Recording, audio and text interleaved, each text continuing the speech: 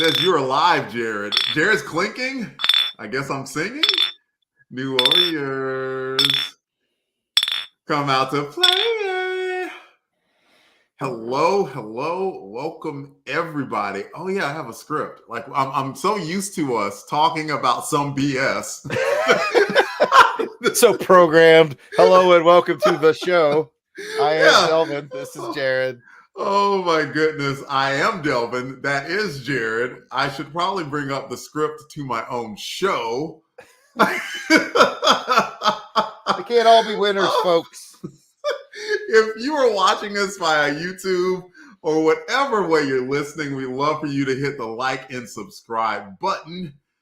I've already introduced them. That is my warrior at arms, the Nova to my Night Thrasher. I'm not even in the book, anymore. I just come and go as I please. But Jarrod over there, he's in the book, holding back Namorita, getting decked by rage and whatnot. That's Jarrod. He might have a question to ask me. Before you do, I should say hello to people who have just started filing in. Matt Passo, Jason Lady, Comic Foil Channel. Oh, have you changed that for a Comic Foil? Weren't you just a Comic Foil and now you're Comic Foil Channel? Do let us know. And if there's something that we can share, then let us know. Let's see. Anyone else? Heinz Coke as well. Did I miss anybody? I think I got everybody for now. And now, Jarrod. Did you have a question or anything? I do, actually. I can't remember, honestly. I might have asked this before, but since I couldn't remember, I was like, you know what? I'm going to ask it again anyway, because if I can't remember, whatever. During tonight's episode, as we cover, welcome, Jim Meal, as we cover issue 34, we are, before somebody asks in the chat, we are going to cover also, probably more briefly, but we're going to cover the annual where the story wraps up, which was annual 3, I think. Yes, correct. The question I have for you, sir, we have, hi, Kathy and Scott, we have much maligned annuals on the show before. We've complained about them and their extra costs, and they're usually inconsequential. It's not the case this time. And then I complained about that to you privately. But anyways, it's a scheme. It's a trap just to get more money. That's right. Hey, you want to finish the storyline? We'll pay double the price. Anyways, before I go on a tangent, let me ask an actual question. What's your favorite annual? People in the chat, you got a favorite annual? Lord, I don't know. I came prepared. If you need to vamp for time, I can tell everybody what mine is. Go for it. What's yours? All right. I will always love Justice League International Annual number 2. It has the Joker on the cover. It has an awesome story inside about Booster and Beetle becoming repo men to make some extra money on the side. I think they go to repo like some sort of high-tech tank, and then the Joker is actually stealing said tank. And I can't remember why, but something really bad happened to the Joker, and he actually wanted to go to jail. It was like preferential to being outside jail. And I just remember the issue ends with him literally running after the Batmobile, like, please, God, take me back to Arkham. And Batman's just driving away like, nah.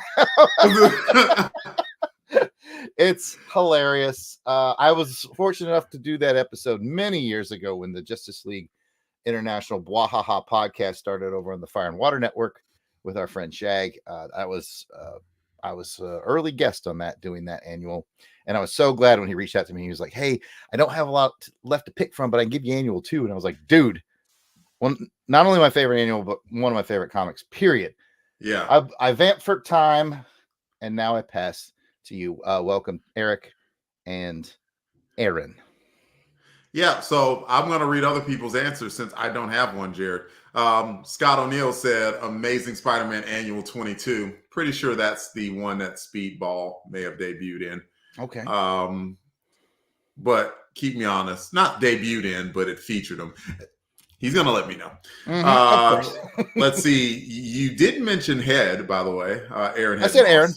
Oh, you did. You said Aaron. Yeah, I wanted to hear Head. I did not hear Head. I heard Aaron. You went by his Christian name. I went by his code name. Let's see. Kathy says the Iris circa 1989. What is that?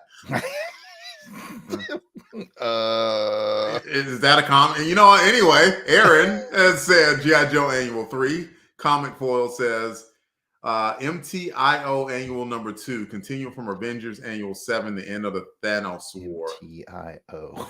Marvel 2-in-1. 2-in-1. Yes. Hey! Look, at least I'm on that, man. Jason Lady says JLI Annual 4. The that was a good one. League becomes Justice League Antarctic. Yep. Heinz Koch says G.I. Joe Real American Hero Annual from IDW. Don't know what, but I believe him. Oh, and then Kathy clarifies her comment, says, "Oh wait, annual, not yearbook." So you know what? We're moving on. I still don't. I'm not going back to the original comment. So there's that. Jim Meal says G.I. Joe Yearbook number 4. Everyone had an answer, but me. I can't think of a single doggone annual right now, and of which I have bunches of them. I have picked up tons of annuals, and I can't think of anyone that just stood out immediately. Scott did say, "Yep, that was Speedball's first appearance." Bagley was on art for that story too. Aha! Wow. A little bit of trivia I remember that, so that's good. I don't think Stream Elements has ever been on for the first time. So, have you heard Stream Elements here on the show? Apparently, it has something to do with Comic Foil. Thanks for subscribing. Yep, looks like so. Yeah, welcome Stream Foil as well, and Matt Passo.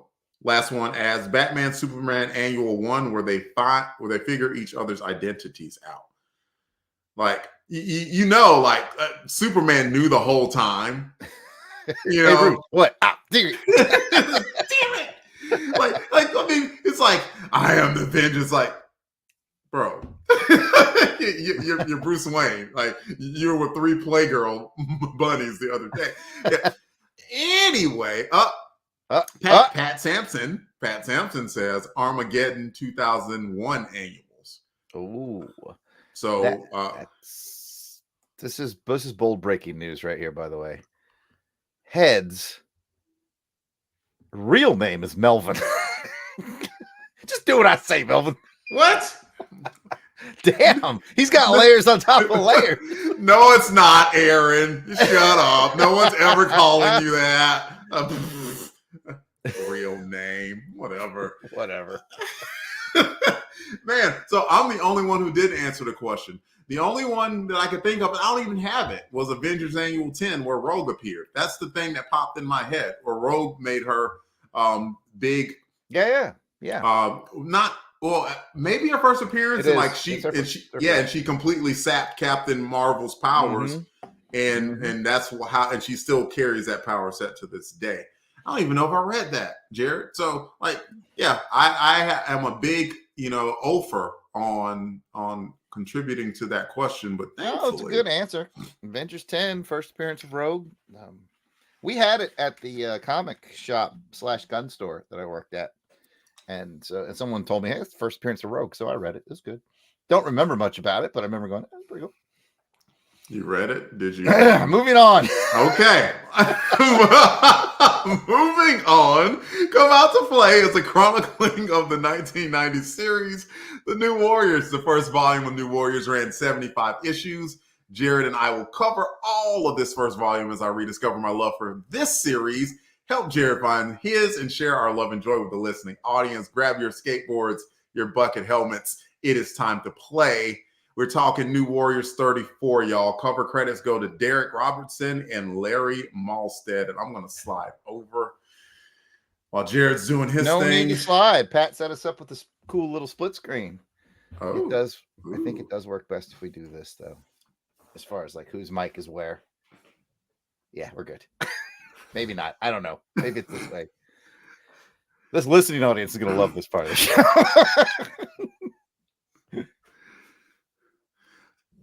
You with us, Jarrod? There, you comfy? You good? All right. Let's talk about the cover. Oh, right. Okay. Yeah, that. Get rid of the. I'm going to get rid of the banner so that the viewers can see it in full. Okay. We have the New Warriors 34. They're kind of leaning into the whole darkness is spreading type of a deal, as the top of the cover especially is in strictly black and white. That includes the corner box. It just says Marvel Comics, no heads or anything. It's a very truncated corner box. And the New Warriors logo, which you could tell was because the very bottom of the letters was meant to be yellow with blue highlights or aqua blue highlights, is really just in black and white, as the black and white feels like it's creeping in around the book. All the quote unquote villains that the heroes are fighting are in black and white, and they're coming in from all angles as a sort of an overhead shot of a ragtag team of Speedball. I think I looked at this in advance. Nova, Darkhawk, Spider-Man, Dagger, and Firestar. Got them all. I'm not even going to try to go around on all the villains. I'm quite certain that everyone in the chat knows them and will probably tell me who all of them are, because our chat is full of the smartest people I've ever met on Marvel Comics. I could probably make some guesses, but I'm not going to. Back to you, Delvin. What do you think? Wait. I forgot the most depressing part of the cover. What's that? I forget. A lot of the covers that came out in this month, including the annual, which we will talk about later on, had a nice little homage in the little corner box. It says, celebrating 30 years of the X-Men. And guess what? As of this year, we're celebrating 60 years of the X-Men. Yeah. I don't like it. Appreciate that, Mr. Trask. And I know a few of the characters. There's Rage. I can tell because it has Rage on the back of his darkened costume. And there's Silhouette. Silhouette has the crutches. And I see Cloak. And there's Cloak. And then there's Namorita. And looks like the Human Torch that's by Namorita at about 3:00. Yes. Now, the person with the spikes on the shoulders, I don't know who that is. He's one of the pro wrestlers. There was a tag team of them. Spiky shoulder pads. The Road Warriors. Yes, thank you. The Road Warriors. But that's not who. All right, I tried. That is. You did, sort of. You know what? I think that's Archangel. At about the 8:00, I can tell because like it's just a useless character. Jason Lenny chimed in and said the spiky shoulders guy is Quagmire. Giggity. I think he had to remind me of that last episode too. So that proves I have a goldfish memory. Who the heck is Quagmire? Giggity. Yeah, that's the only Quagmire I know. I've never heard of Quagmire in the comic book, so please explain who that is, Jason Lady. Dude with spikes, pre-penance. That's funny.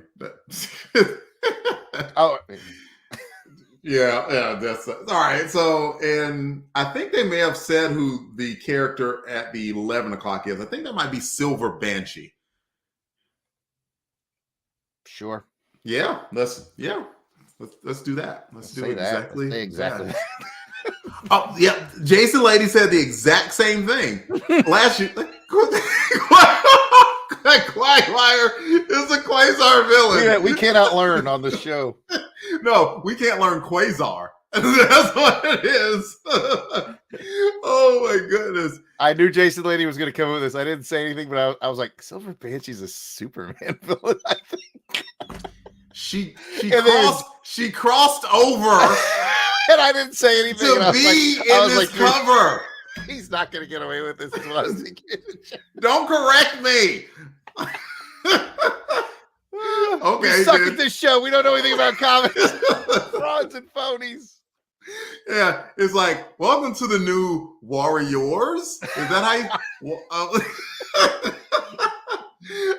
I should talk about the cover. Like, I think it's like, for me, like probably the best thing I like about it, and I'm glad you brought it to my attention, was that the logo itself was being taken over by the darkness, and that's a very, very cool effect because like the whole outer is still dark and the darkness is closing in. So that is a very, very cool effect. It's cool that Spider-Man has the spider sense going off as he's looking around. And like all the warriors are there banded, even though Dagger technically isn't a warrior, but she may as well be in this case. So that I like.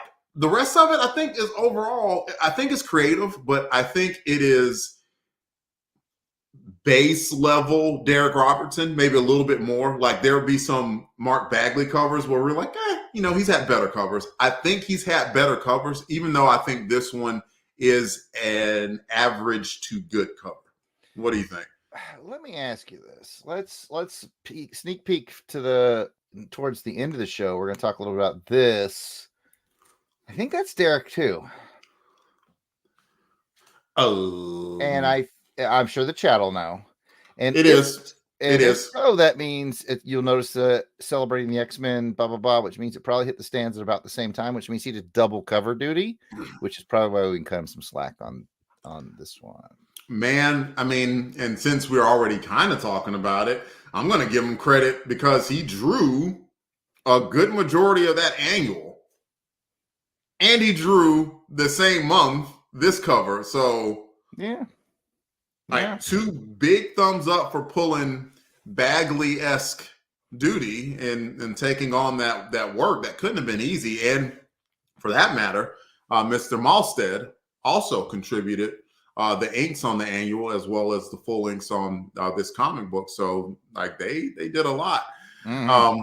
We had a few people calling us out, such as Matt Sampson calling us a phony, and our own network founder called us a phony, and Jason Lady calling us a fraud. So yes, we admit it. So and by the way, let's see. Hold up. Comic Foil says he thinks that it's Cersei at 11 o'clock. I don't think that's Cersei, because it has that like little pigtail going, and Cersei doesn't have that. I don't think that's Cersei. I think somebody said they thought it was the Black Mamba, which one of us had that nickname in college. I can't remember if it was you or me, but pretty sure it's you. Okay. But I don't know. It's really hard. It's a female with completely covered in black, right? So it's like it could be pretty much whoever you want it to be. All right, it's Grace Jones. That's who it is. It's Grace Jones. That's who it is. We're gonna rate the cover now, and instead of bantering with our normal banter, 1 to 10. And you know what? I'll go first this time. I think 7's good. 7's a good place to land. Yeah. And while you are thinking about it, I'll give you some time to think more. Jason Lady gave it a 7 out of 10, says eye-catching, darkness encroaching, heroes surrounded. It's almost like he was going for a haiku there, sort of, kind of. Pat, if you could explain to everybody in the comments what a haiku is, I would greatly appreciate it. Matt Passo gave it an 8 out of 10, says, I love the color shift and the perspective. Comic Foil says 6 out of 10 for issue 34, 7 out of 10 for the annual. We're not rating the annual cover, but we do appreciate that rating as well. It looked like he was on the annual. It looks like the Warriors are fighting Bob Marley, perhaps. That same thought. Kathy gives it an 8. No explanations, but thank you for playing along with the rules this time, Kathy. Mm-hmm. Did I miss anyone on the cover credit? Melvin gave it. I don't know who that is. Aaron. His mama named him Aaron. I'm gonna call him Aaron. Gave him an 8. Gave it an 8 for the cover. And yeah. That is it, I think. And you can go ahead and look at the script. I will do the banner part for you, Jarrod. All right. By the way, I'm joining you with a 7. I think this is it's fine. I think the best thing going for it is its unique perspective. Not his best. I might have gone as low as a 6, but since he pulled double duty, and I do kind of like the annual cover a little better, I'll give it a 7. Okay. Oh, yeah. I think that's fair. Like, and because for the most part, if Bagley had like what I consider an average cover, I was usually like an 8. While I do think Derek Robertson is a great penciler, and we got more great stuff coming from him, in my head, I always have Bagley, Bagley home. That's not Malstead. Robertson here. Not that he's, again, I can't draw S. So let me be clear about that. I'm just putting them, ranking them. So I would put an average cover at for Derek a little bit lower than I would an average cover for Bagley. And with that, we're not looking at the cover. I brought up the wrong thing. You see, this is why there we go. Creative team. We are going to go over the creative team. Jarrod is going to go over the creative team. Absolutely. We're talking about New Warriors number 34. Its on sale date was February 23rd of 1993. Its cover date was April of 93. Its cover price $1.25. Story is by Fabian Nicieza. Pencils Derek Robertson. Inks Larry Malstead. Colors Joe Rosas. Letters Joe Rosen. And editor is Rob Ninja Turtle villain Tokar. Thanks to Mike's Amazing World. And I'm going to jump right to the synopsis. The title of this book is Forces of Darkness, Forces of Light, Part 3. Breaking the Back of Love. Sounds like a Meat Love song gone wrong. Enrique Galante, aka Darkling, has completely given in to the influence of the Dark Force. Rage finally gives in to the darkness too. The combined menagerie of heroes continue to fight, but is it too much to overcome? Probably not. There's 75 issues of this. It wasn't like 41 more issues just of dark black pages. But that's the story synopsis. And now we're going to talk about the story itself. Jarrod's going to bring up some images from the book, and we are going to discuss them. Maybe I will. All right, here we go. Funny, when I read Breaking the Back of Love, I hear it to the tune of Sowing the Seeds of Love. And I can't remember who sings that, but someone in the chat will remember, and I bet it's Kathy. All right. So here we have page 1, a very pervacious name. Marina succumb to the darkness, being held back by 2 very strong guys. Just kind of a reminder where we left off with her being overtaken. A really good drawing of powerful characters. Look for a theme for me. Thank you, Jason Lady. Tears for Fears. And Kathy, of course, as well. Look for a theme for me on this one. I'm starting to feel like this story arc is really just like we talked about before. Fabian was like given more characters to play with, and he was like, "Oh, I got, I'll do this story arc," and it, I don't know, it feels like it maybe runs long. Like they were just really enjoying playing with the characters. Like not much happens really. Like I had a hard time picking screenshots. Is where I'm going with this. I'm like, it's it's another issue of heroes running around the city fighting the darkness. I don't think it's bad. I just think it feels just a little treading water-ish overall. So, not all the story arcs can be hits. I just saw Pat drop the definition of haiku in the chat. I was gonna get to it. Keep going. Anyway, that's my overall thought. So there's not a lot of rhyme or reason to me picking the screenshots. It's a lot of just kind of checking in with the guest stars, because it feels like the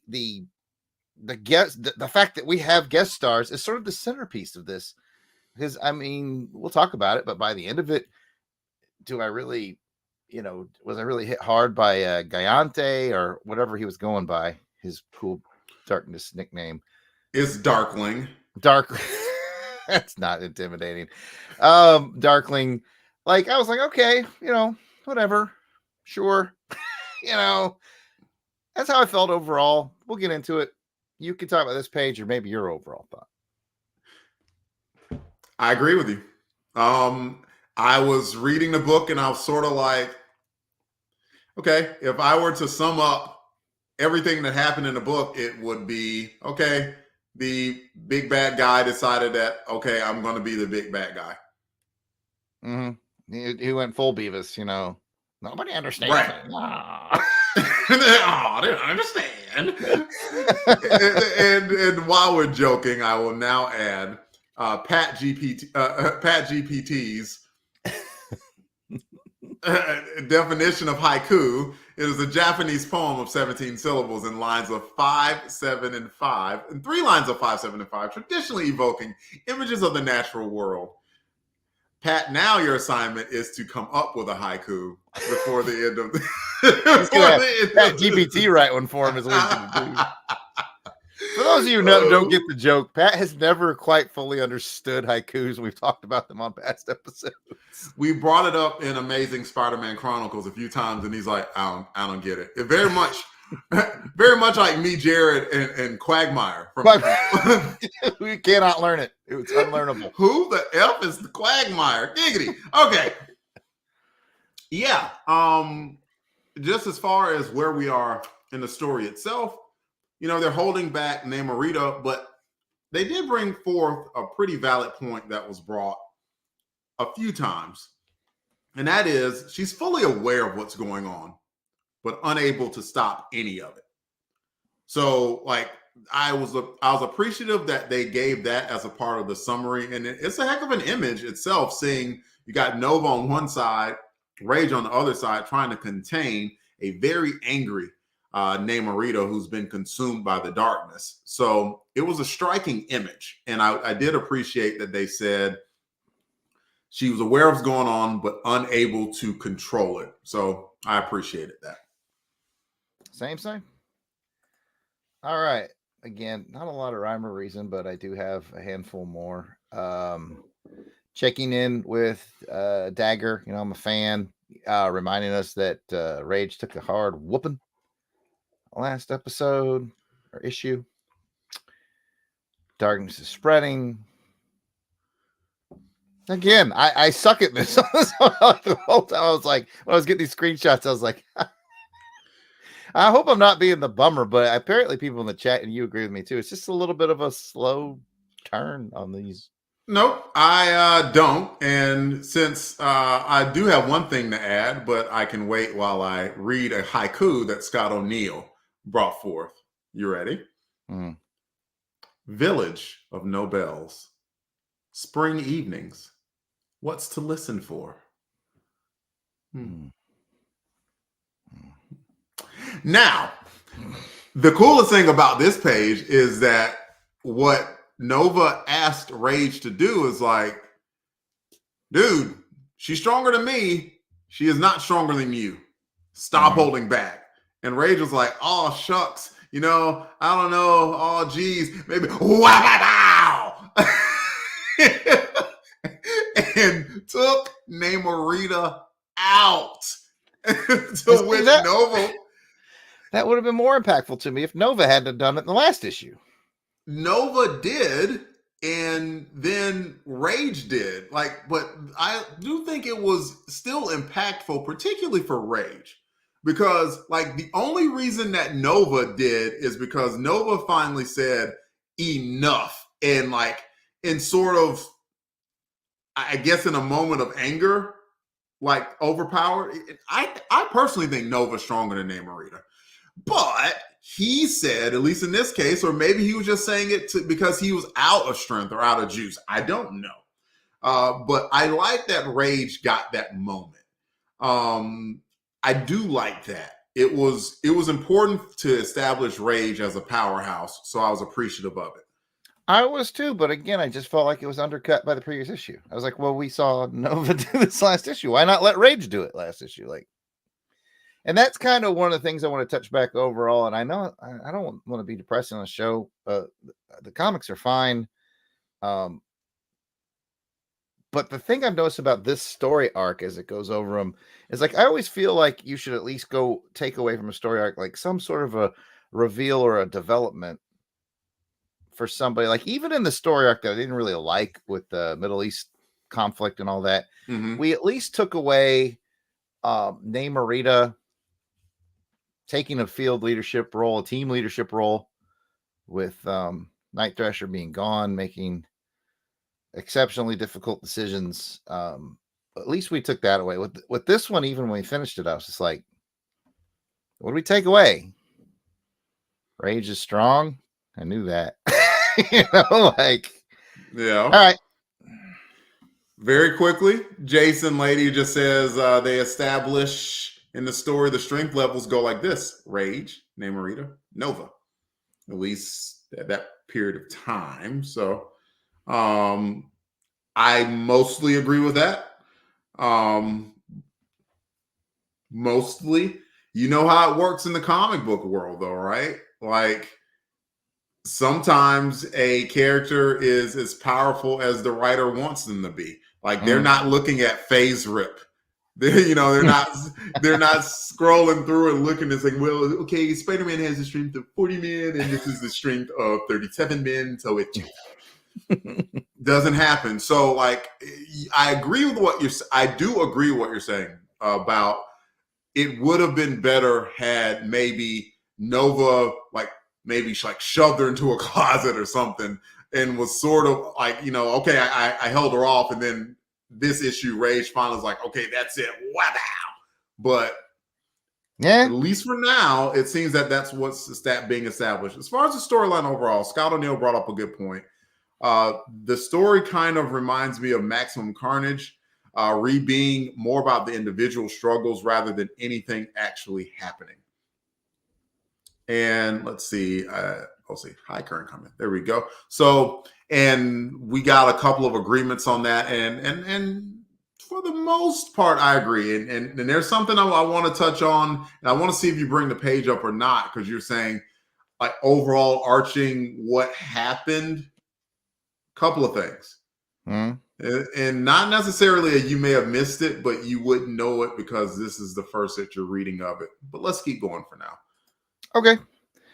I figured we would check in on the thing in Firestar and Spider-Man and Speedball and Black Knight and Crystal. Is that Crystal?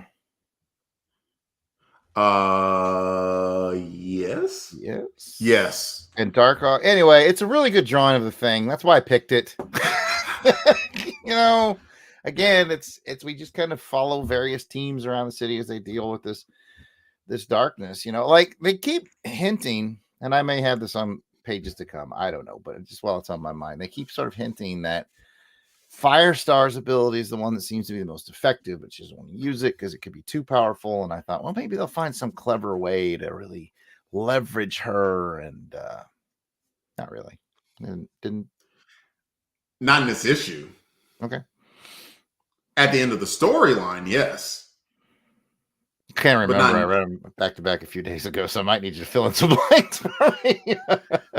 So, Jarrod, in the and I'm surprised that you wouldn't remember this, particularly because from almost jump, you're like, oh, Firestar, she's gonna have her moment. She's gonna do it. She's gonna do it. She's gonna go bananas. She did in the annual. Like what finally set her off is that Speedball had the realization, because he was sort of, I'll just say fighting Silhouette, but he wasn't trying to hit her. It's his friend. And he came to the realization that they were not fully in control of their own bodies. I remember that. Which is a pretty good segue for Firestar to say, okay, no, I can't have any of that. That's it. Because if you remember Firestar's history, she was manipulated by the White Queen and basically mind controlled, like to do things against her will. And soon as she heard that, because they kept hinting, she was like, I don't want to do it. I don't want to do it. And then once she heard that, she was like, nope, this ends now. And went, blah. That's the sound it made. It was, I remember that. I remember the sound. Yes, it was exactly like that. And she basically ended the entire threat. Like, yep. How I didn't remember that is akin to how I can't ever remember who Quagmire is. See, I take pride in prepping for the shows well in advance, but I think there's something to be said about being too far in advance, because it's like a week ago, and I was like, what happened? Yeah, I was like, who's that red hair character? It's like Firestar, dude. It's Firestar. Oh, yeah. She's in a cartoon with Spider-Man and Iceman. And she likes Marvel Man in this comic book, I think. It's like, oh boy. We're sending you back here. my bacon. We're sending you back to remedial. Come out to play, Jared. Yeah, Okay, we should get back to the book. Scott O'Neill adds, love Derek's layout here. Yes. With the white space border and several characters breaking through the panel, makes the page with the uncorrupted heroes that much lighter and brighter. There are plenty of comments about Derek Robertson's Ben Grimm. One of them was comic foil. Yeah, he draws a great one. Like, and he takes. I like that he takes no shortcuts. Clearly, that's well drawn and it's well inked, and that makes just the thing look like exactly what the thing would be, a powerful rock creature. I still say, like, Bagley got the Spider-Man job off of this. I feel like Derek's like, come on, give me the FF job. Give me the FF job. And I'm like, I'm in his corner. I'm like, give it to him. Give it to him. Give him the FF job. Don't give it an FF job. Oh. Next page, sir. Yes, sir. Oh, helps if we click on the right thing. All right. So we have this ongoing thing, not Ben Grimm, but Doctor Strange has made contact with Gayante, the Darkling Duck. I thought it. I can't pretend I didn't. I did. All right. I feel like on his Darkling there on the left, by the way, Derek and Larry together are very much channeling Kelly Jones and John Beatty, by the way. That looks very Jones Beatty from the Batman late 90s, early 2000s era. Anyways, story-wise, this was a good choice for, again, a story that kind of goes, but we keep touching base with Doctor Strange has figured out who this guy is. He's kind of figured out why he is. He's doing that Sorcerer Supreme kind of trying to convince this guy to stop while he's sort of manipulating things around him. And I thought that was good, interesting storytelling. So that's why I added it. And what it reminded me of is Brian Michael Bendis did this about a decade or so later with the Avengers. Like, when he needed someone to kind of be the voice, his voice, he chose Doctor Strange to do it. In that case, he was explaining to everyone how Scarlet Witch was cray-cray. And in this case, Doc Strange was mentioning the Blackheart, how, bro, this in the Dark Horse dimension, this is you. Like, the Dark Horse dimension isn't a sentient thing. You are simply using it to manifest everything that is going on in your head and in your own personal struggle. Yeah, I think you're doing this. Yeah, he said that in a lot of words, but that's what it basically was. Like, bro, this is you. Hey, this is you, man. I don't know if we should talk about it on the show, but Kathy's comment, I can't see this page the same way anymore. I don't know if you saw her comment. About foot placement? Yes. Is she talking about, like, the the panel bottom on the left? It's in shadow. It's dangling down. Next page, please. This page. Yeah. Yeah, Kathy ruined it for everybody. All right. Again, a little more action. It's just the whole issue. I just thought this was fun because the thing gets to put the Human Torch out with a fire hydrant, like, again, he's so used to doing this. So I thought it was funny. That's the only reason I picked it. You didn't think it was funny that Firestar took out Archangel in, like, one panel? Now, see, if it had been Angel, I would say, yeah, I like Archangel. Regular Angel, it would have been funnier. But still got Angel in the name, Pecking order established. It's like I go from useless to cool useless. Like useless with a cool costume and ability. I did find it funnier earlier in the book where they came onto the scene and Spider-Man was like, dibs on the Vanisher. And his people was like, you wimp. So that was funny. And yeah, we have once again proven that Firestar, this is her jam. Like, for whatever reason, her powers seem uniquely suited to solve this problem. Kathy fake apologized in the chat, by the way. Mm-hmm. All right, so now we have what I would consider maybe the strongest character beat of the whole thing. Like I said, the whole storyline. I feel like every story arc that a comic like this does should end with sort of a reveal of something about somebody to move things forward. And I would say this is the closest we got that would probably have payouts in the future. Like clearly, Rage comes from a hard background, which I think we could have all assumed already, but we got glimpses of it here. So, it's the thing about it that I think gets overshadowed is you have this whole book with Gayante the Darkling, like, my life's hard, so I'm gonna be back. Oh, my life's hard. So when your reveal is like a 1-page reveal of Rage's life was hard, it's diminished because you already have this overarching constant my life is hard theme going, and you sort of tucked in this other guy. This is just Jarrod talking as a comic writer, like I'm better than Fabian. I wrote Hamilton versus Burrow Werewolf Tale. And I got another comic going out soon, but I'm no Fabian these days. So please, grain of salt and all. But I just feel like when you have that over arc about the world was hard on me, and this is why I am the way I am, and then you tuck in basically the same story for your sort of character development reveal, it loses a little bit of its oomph. But I mean, being overcome by the darkness is a perfect opportunity to tell that tale. So there's few things.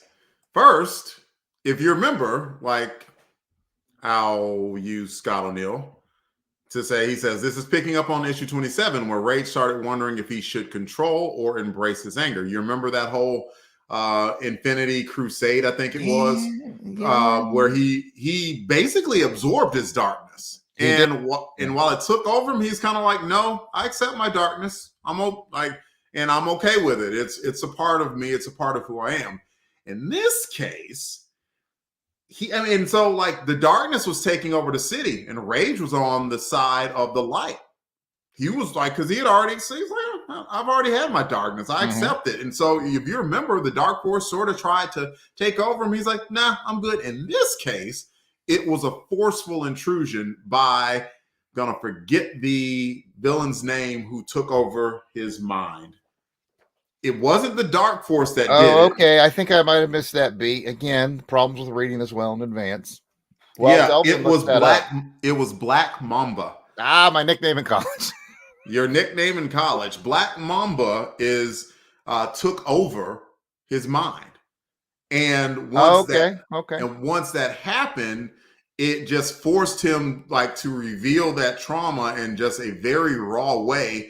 And then that finally let the darkness completely take over him and seep in, where he just couldn't hide it anymore. That's one part. Part two, I would stick a pin in that page. I had the feeling I should. I was like, there's probably more to come on this. Probably more to come. And I'm just going to leave it at that. Probably more to come on that. Roger that.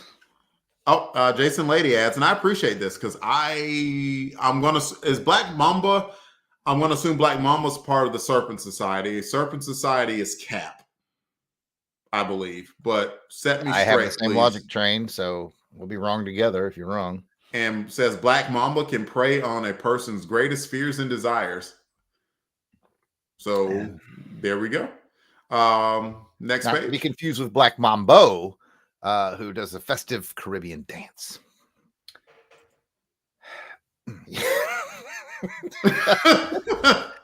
That's for free. The dance is for free. For those of you listening to the audio, you missed out.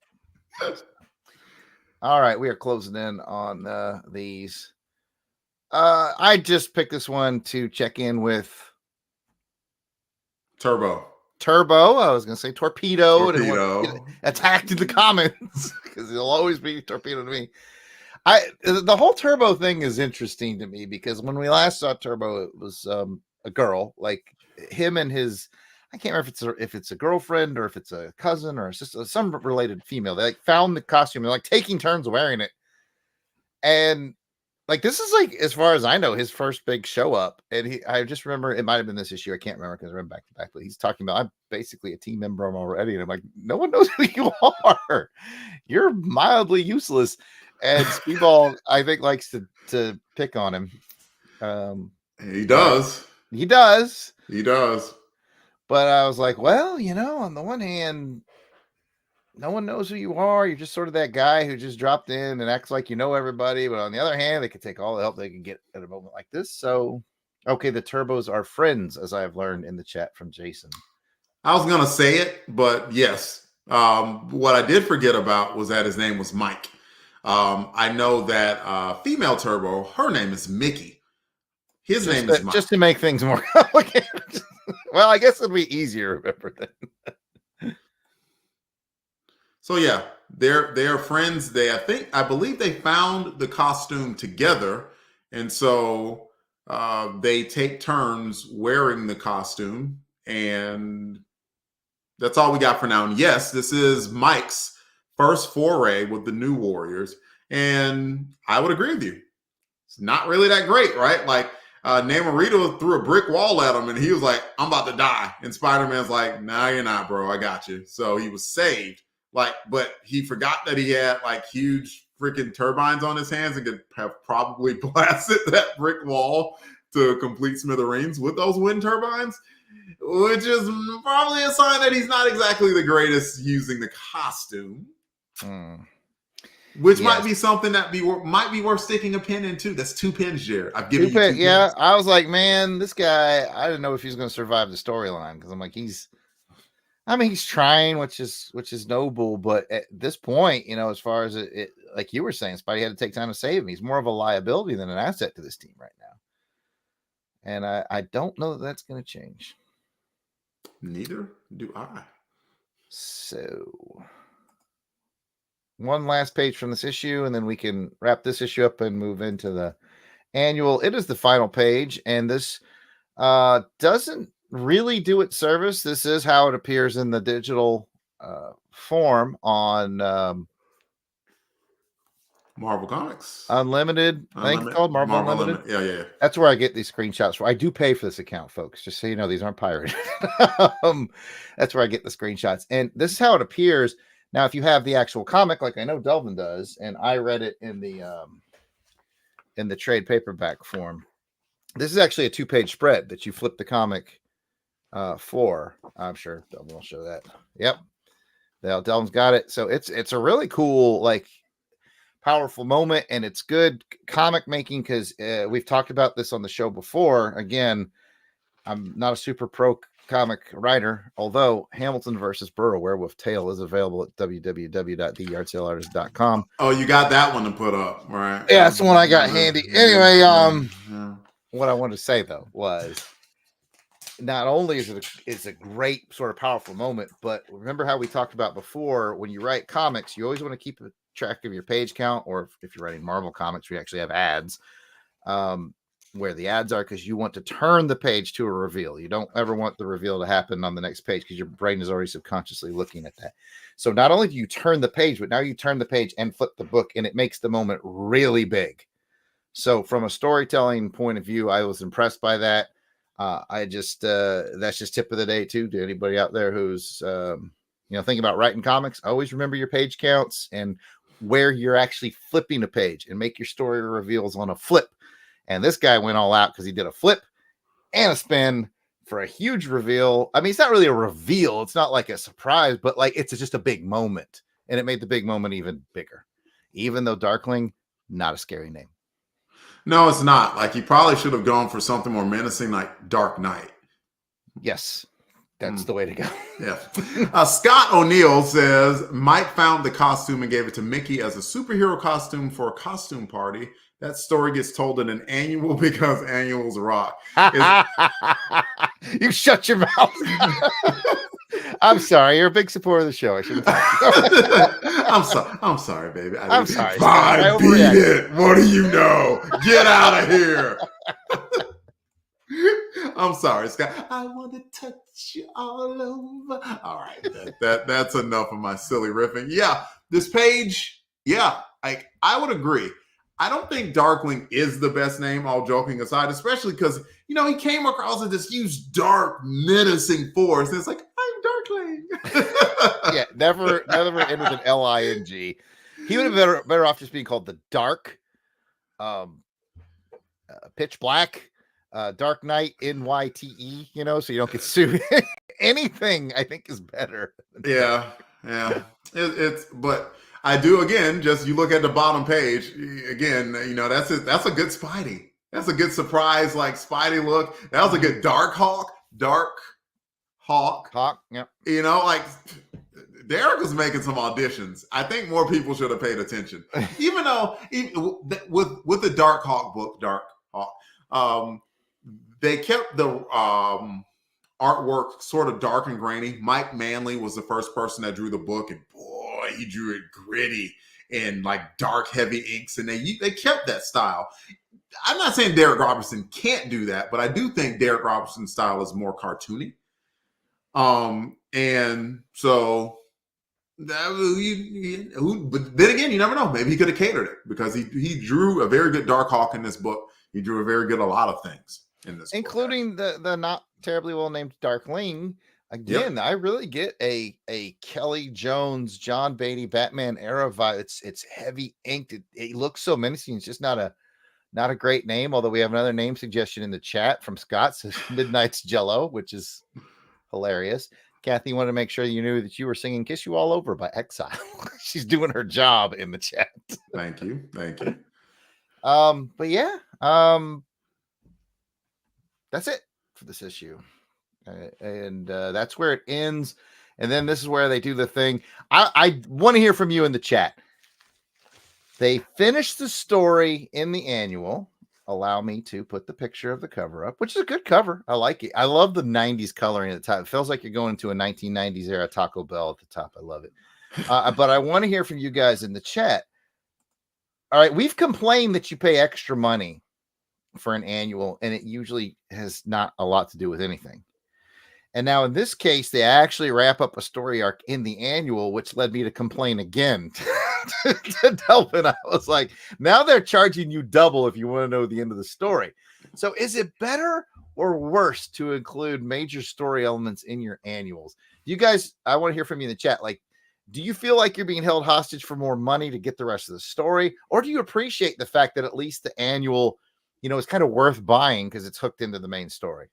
I'd be interested in your thoughts on that. And Delvin, you can talk about that, or you can talk about what is your show. The wrap up to the story, the cover, whatever you want, man. I'm going to divert very quickly because Scott had a question that I wanted to answer. He's saying Darkling had two names, oddly. The annual came out this annual came out the year that all the Marvel annuals came bagged with a trading card, and I'm 99% sure the card had a different name. Was it The Void? And then Jason Lady opines maybe the name was Nightmaker.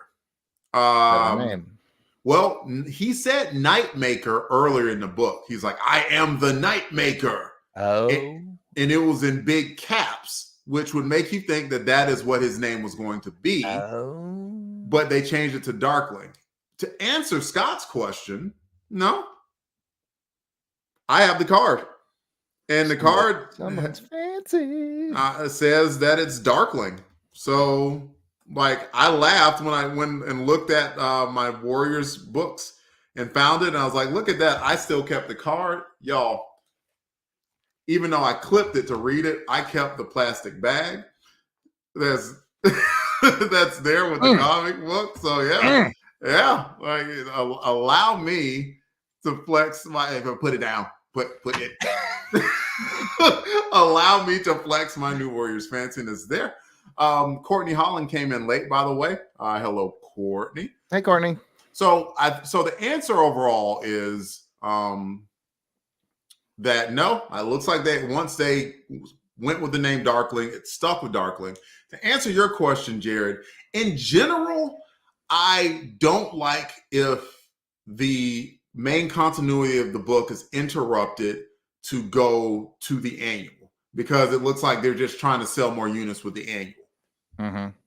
However, what they at least did here with the Warriors, they did something threefold.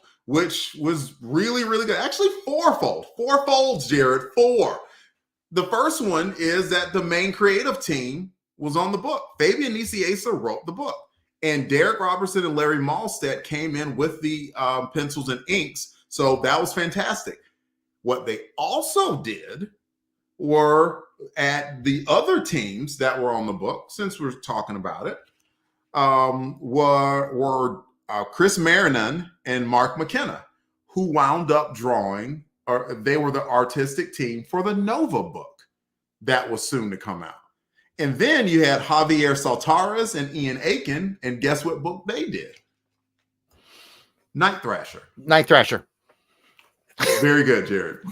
So they did Night Thrasher. So what they did there is showcase the creative teams for both the Warriors and Nova and Night Thrasher. That was three of the four folds. The fourth fold is that the last storyline of the book was written by Evan Skolnick. And Evan Skolnick is a name that you will be hearing in the New Warriors about issue 54, 55 or so, because he's going to take over as writer of the book. So this book is just all kind of chock full of preview stuff. Chock full of preview stuff. There was another really, really good preview that was in that book as well. And that preview would be when the Eye of Agamotto was going around looking at people. Came across a few people that you might be interested in the very near future. One was a young man named Carlton. If you notice that he was in the same apartment building that Robbie's mom, Ms. Naylor, and Robbie were in, and then everything collapsed, and he looks like he ran across a scrapbook that may have revealed that Robbie is Speedball. That was one. And two would be the Eye of Agamotto came around and they saw like some angry, and I apologize because I don't know the localized nationality, so I'm going to say a generalized nationality. There's an Asian gentleman who was very, very upset at Night Thrasher. And he belonged to a gang called the Poison Memories. That might be coming into factor. I figured, I was like, I honestly thought, I wonder if this is something that's going on in Night Thrasher's book. Or is going to, because this feels like I should know it, but I don't. So maybe it's already out there somewhere. It's not something you need to know yet, but it's something you're going to know. I guarantee you that much. So that the annual was good for like quite a few things. Not to mention the little Speedball story. Beside, it was written and drawn by Derek Robertson. So Derek pulled extra duty. He said, "Well, you know what the heck? I'm gonna do this story too." And it was kind of a cool little story. You know, it was like almost Spider-Man-esque, where he got picked on by a bully, and he had every right to just completely destroy that bully. He's like, "But if I do, it might trigger my powers and give away my identity, and I might knock this dude into orbit." And that neither one of those things would be good. And so he just diffused it by like being rational and calm, even though the bully humiliated him. So it was a cool story that came about as of that. So all of that to say, a very long answer, but to say, if you pack that many good things into an annual, yes. If you come up with an annual, it's like, oh, you must read this annual, and then it's by like Jabroni X as the writer and Jabroni Y as the penciler. And Jabroni gets a bad rap, man. He's there when people need him. And the artwork is, and the whole story, it has no tie whatsoever. And you know they're never going to link it into the main story. That's when I have an issue with the annual. If they I at least appreciated that they went out of the way to let the main creative team have some input into this book. And they've done it with 1 and 2 as well, where they at least tied the story in. So I think it's okay. I should have looked at some of the comments. Go ahead and talk about Warrior real quick, and I'll look and see if there's any comments. All right. I had a couple of them pegged as well, but there's been a lot of chat, so I kind of lost some of them. The thoughts on the annuals were in there. I saw them going by. I'll read a funny comment then. Okay. By Jason Lady says, Archangel on that cover is such a blatant attempt to draw in X fans. Archangel barely does anything in this story. Does Archangel do anything in any? You know what? Leave Warren Worthington alone. Did you see anything, Jarrod? I did. Hang on. It just keeps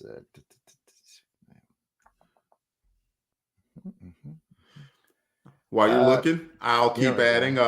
Scott just mirrored a little bit of what I said. Evan Skolnick was also involved. Don't remember the role. With the book under Fabian, bringing back the torpedo armor to create the new Turbo character was his passion project for years.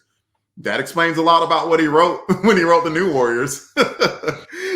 That's a spoiler in about a little under 2 years, Jarrod, when we're still doing this. All right. All right, did you find what you were looking for? Oh, I kind of lost the bubble because the comments were jumping around. I apologize for those of you who did answer the question about your thoughts on annuals. I'm just having a hard time finding them. We have a lot of people making poisoned memories, which is funny. Yeah, they were. Let's see. Jason Lady mentioned that I like that making annuals worth buying. Many of them haven't been. He's kind of making the same point. Like, yeah, at least it ties into the story. At least it moves things forward. A lot of annuals are money grabs. We know that. And then Eric Porter says, I love when the regular creative teams do the annuals also. Agree with that completely. That was a tough ask on a creative team. So, yeah, hats off to that. And Eric, if we have never seen you before, welcome to the show, man. Appreciate you coming on board. With that, should we move on to Warrior? Yeah, I apologize if I missed your comments on that. Things just kind of got going. And I love it when you guys are chatting in the chat. That's what the chat is for. Chat. Anyways, let's talk about the Ultimate Warrior and the Ultimate Warrior. This is where we talk about the Ultimate Warrior is the person we think that excelled and showed out in the book or the storyline, and the Warrior is the person we are a little concerned about. Delvin, what do you got? Man, if I had to pick the Warrior, I'd say it's Doc Strange. Doc is the one that at least got Enrique to understand, like, look, don't act like this ain't don't act like this is something that's out of your control. This is literally entirely within your control. So there was that. I appreciated that he advanced the action. That to me meant something. I'm always a big fan of the character who advances the action in the book. What about you? Who's the Ultimate Warrior? Yeah, I was thinking along the same lines. Doc Strange was kind of the anchor that held it all down. So, yeah, I don't think we can not give it to him. He's sort of the voice of reason, finds the source, calms things down as best as he can. So, yeah. So, who you worried about? Oh, good question. You know who also could have been Warrior is Speedball. I like his development between this issue and the annual, where at one point in the annual, he's like, yeah, I like being able to use my powers. I'm the man. Look at me. You're like, okay, good for you, Speedy. I'm glad that you're learning how to use your powers and not just. And he's like, yeah, I'm not just bouncing around anymore. And Darkhawk was like, don't you still kind of do that anyway? So, like, anyway, if I were worried about somebody, probably from this book would have been Firestar, because they kept bringing up what, she's like, I want to help. And I'm helping a little bit, but I'm holding back. And I'm helping a little bit, but I'm holding back. And so, like, I was worried that, like, either, like, she, like, maybe, like, something terrible could have happened and she wouldn't have been able, or she thought she wouldn't have been able to fix it. And then she just would have been paralyzed with guilt for the next however long. But thankfully that didn't happen. What about you? Who are you worried about? Just fell out of my head. I just flipped through, looked and went, oh, that's the one. And then immediately forgot it. I can't remember who Quagmire is. I can't remember what happened in the last issue. I'm not doing good. Who was? I just looked at it too. I was like, oh, that person's going to totally be my Warrior. Well, there's Darkling, of course, but it's not who I was thinking of. Who was it? Oh, shoot, just fell right out of my. Oh, I mentioned it before. It's and now that Auburn Elvis is in the chat, I'll get it wrong on purpose just to bother him. It's Torpedo. I got it right earlier. I swear, else I did. It's the Turbo guy who like, hey, I'm one of the cool kids. Like, no, you're really not. And I mean, I don't know if Fabian or the whoever the new writer is that takes over. You mentioned his name earlier. I don't know if they'll ever. What's that? Koenig? Skolnick. Okay. I don't know if they'll ever go this dark in the New Warriors, but I'm like, man, if I've ever seen a setup for a character to die, it's that guy. Because it's not looking good for him. So yes, I'm worried about get caught up in my own bits now. Turbo. So yeah, I mean, it would be something if Turbo, like, were killed by, I don't know, Dire Race or something, right? Never know. Never know. You never know. But I would say it's the possibilities list pretty high. And with that, you know what? We will rate just the last two. How about that? We'll combine it. We will rate 34 and the annual in essence the conclusion of the Forces of Darkness, Forces of Light storyline. You want to go first, Jarrod? Sure.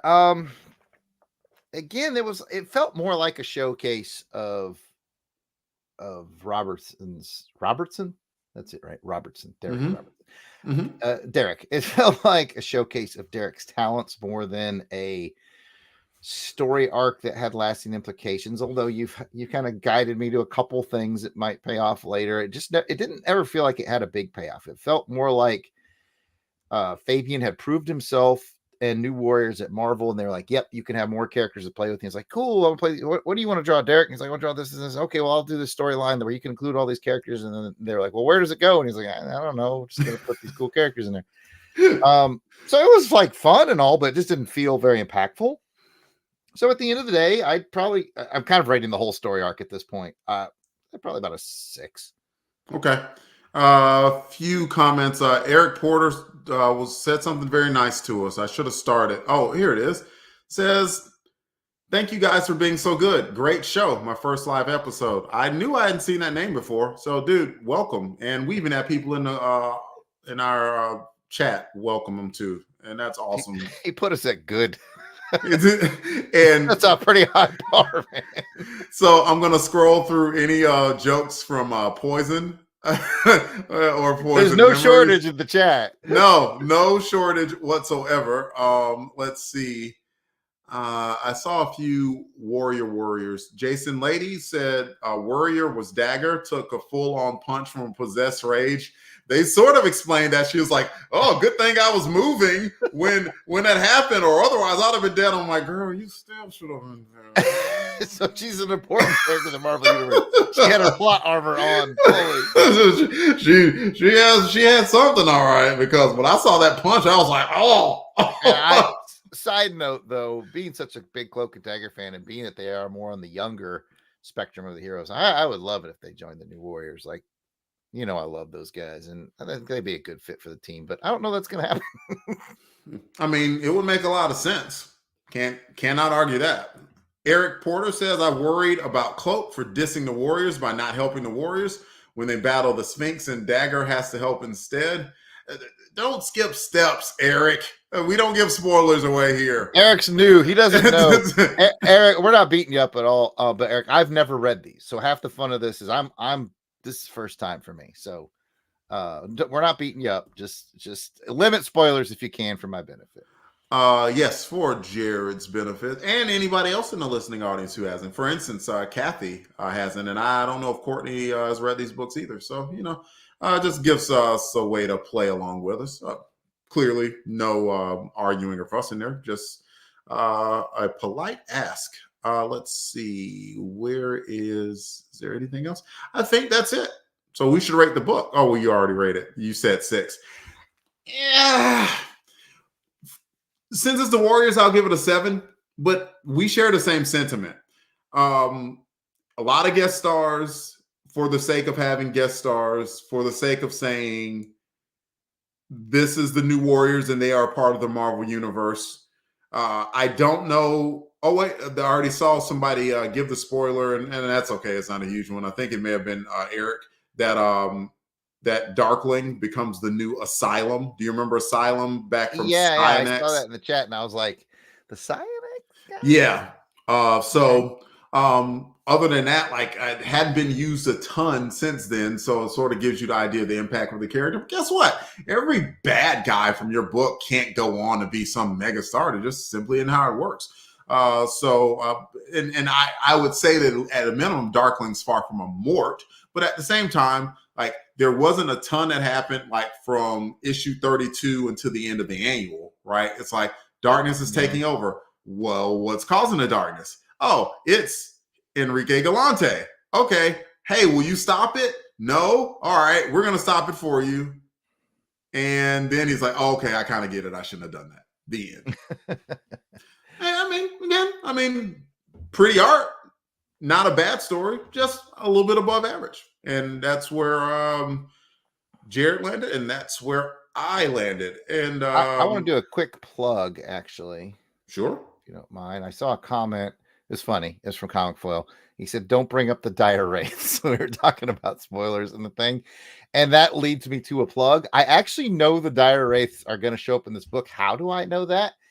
Well, one of the comics we're going to cover in this year's Crusademas, the 12 Days of Crusademas, which starts on Thursday, by the way, on the podcast network, was ROM.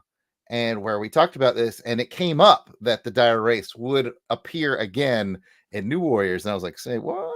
So I do know that the dire wraiths are going to show up in New Warriors, thanks to the ROM coverage we did. Just quick for anybody who might just be here for the New Warriors talk. 12 Days of Crusademas is a really fun event. It's like an advent calendar of comics, basically. It starts on Thursday on the LONGBOX Crusade Podcast Network. Point any podcast to the LONGBOX Crusade, you'll get it. And a new episode drops every day, counting down all the way till Christmas. And it's all about comic book titles that might have gotten by you in the past, big name titles that you might have skipped over, and people come on the show and they present the title and why you might be interested in it. And it's a lot of fun, and they're not super long, usually 30 or 45 minutes. Good little daily samplers. So that's my plug for Crusademas. And I'm glad Comic Foil brought up Dire Wraith so I could work that in. And I'm going to add one last note of positivity from Scott O'Neill before I wrap it up. He was saying, I totally get the low ratings. This isn't the kind of story everyone likes. I love the little character moments amid the chaos, and I love the silhouette Darkling moment at the end of the story. Yeah, that was a good moment. Worth me even opening it up and reading it very quickly, if I can get to it. So basically what Silhouette says, like he was finally shown by the light of Agamotto, these stories of what was going on with everybody, even when they were plunged in darkness. And Enrique says, why didn't anyone ever tell me that people cared? To which Silhouette says, you just have to be lucky enough to find the ones that do, Enrique. And when you find them, be smart enough not to turn them away when they try to help. That's what friends, family are for. I saw that. I was like, oh, that's okay. That was sweet. And then when you turn the page, he's like, no. And I'm like, talk Darkling. And then Scott ends and says, I give this story a strong 8. But again, I know I just like this kind of story. There's nothing wrong with that. No, man. No, it's not. Nothing wrong with it at all. We never try to convince people to not like things. Okay, that's a silly waste of effort, no matter what. Yep. No. I'm glad it was your type of story, Scott. Not saying it wasn't ours. We're just saying it's a little bit above average. That's all. And with that, we run a little long. Appreciate all of your time. That is the show, folks. Let's see here. Oh, very cool. Well, I already read the cover credits, or not the credits. I read the credits for everyone for the annual, so I'm good with that. Come back and join us for New Warriors 35, where Cardinal returns and the Air Force does too. Not Jarrod and me. We're always here. But if you'd like to hear more from us, the LONGBOX Crusade is in a lot of places. Twitter, X, Facebook, Instagram. Look up Longbox Crusade. You can find us. We have a webpage, www.longboxcrusade.com. You can find us on Apple Podcasts, Google Play, and most podcatchers to include Spotify. You could join us on Patreon, $1 a month. We are grandfathered in, folks. We'll get you access to the Crusaders Club, where you can vote on show content and a whole lot more. And you are watching us on YouTube live now. We appreciate that. Please like this podcast. Please subscribe to the Longbox Crusade Network. Even old school, you could email us at contact@longboxcrusade.com, and we have a phone number scrolling across the screen. You can leave us a voice message, if you will, about the show as well, that we will listen to. Have we ever gotten a voice recording for Come Out to Play, Jarrod? No, I think most people kind of say what they want to say in the chat. But of course, if you're listening to this as a podcast release, or you think of something, I wish I would have brought this up, call 707-532-5269 and let us know. And I'm certain that Pat will tack that into the show somewhere when it comes out in audio format, or at least we can address it on like a Longbox Crusade, or, we'll play it somewhere. Dang it. Yeah, we'll find someone to get you heard. And as I have found out, a lot of people really dig either hearing their name mentioned on the podcast that they listen to, or even maybe hearing their voice. So that is a way to be a part of the show. Jarrod, let everybody know where you can be found, and any other wares that you might want to sell perhaps, maybe. I can be found on the X or the Facebook or the Instagram at Yard Sale Artist. You can check out my artwares at www.theyardsaleartist.com, which does include my comic. If you wanted to order one, that would be great. But that's me. Where can they find you, Delvin? Oh, before you answer that, you mentioned earlier, and I have it scrolling across the bottom, that you can become a Crusaders Club member for $1 and all that stuff. We did. I just want to mention this on the live show. We did hit 40 club members, which means Delvin and I are going to do a movie review of Fantastic Four from 1990, the one that didn't actually ever get released, and the Corman production version. So Delvin and I, as soon as we click stop record on this tonight, we're going to find the date that we're going to meet to make that special episode, which will become available to the Patreons first, and then after weeks or months go by, we'll release it to the public at some point. But if you want to become a Crusaders Club member at patreon.com/longboxcrusade for just $1, that's just one more enticement, man. We're gonna watch Fantastic Four, and then Delvin and I are it's basically gonna be like a Posicast bonus episode. Like we're gonna talk about what we found and try to be positive about it, and we'll do our best. We will do our best. Oh yeah, where can I be found? Twitter, X, DEE_RAY 1977, Instagram, Delvin Ray. See y'all now. Look, Tony Pennington comes in at the last minute. Hi, Tony. Hi, Tony. Hi. And with that, see you all next time. And remember, be a hero to someone, even if it's just to yourself. And until next month, new warriors, come out to play. See you guys. Everybody, have a good night. Merry Christmas, everybody. And Merry Christmas. Crusademas starts Thursday. And Crusademas starts Thursday.